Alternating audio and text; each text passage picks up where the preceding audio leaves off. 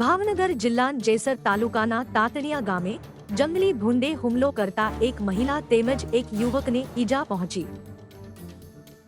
કાંતિભાઈ નાનજીભાઈ પરમાર અને જયાબેન લાલજીભાઈ વાઘેલા વાડીએ કામ કરી રહ્યા હતા। તે દરમિયાન અચાનક જંગલી ભૂંડે તેમના ઉપર હુમલો કર્યો હતો,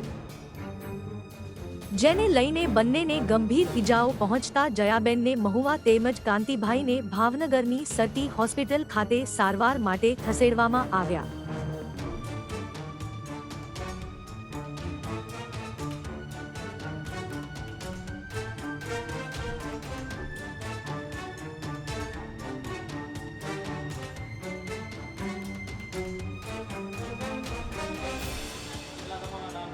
મારું નામ યાસીન ઇસ્માઇલભાઈ,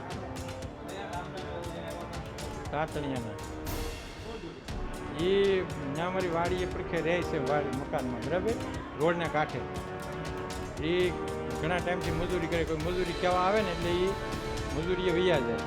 એ આજ રજા હતી એટલે હમણાં દાડી નહોતી એટલે હેઠા ઉતર્યા ને અહીંયા કૂવા પાસે, અહીંયા પાણી ભરેલું એટલે સીધું ભૂણું એને પાડી દીધા। અને એને આછે પછી ત્યાં આવ્યા એટલે એને ઘરને મને ફોન કર્યો કે આને યાસીનભાઈ લાગી ગયું છે, દવાખાને જાઓ। પછી એને ઓલે પડખે ભૂણું વીજ એટલે અમારા ગામના દેવી પૂજન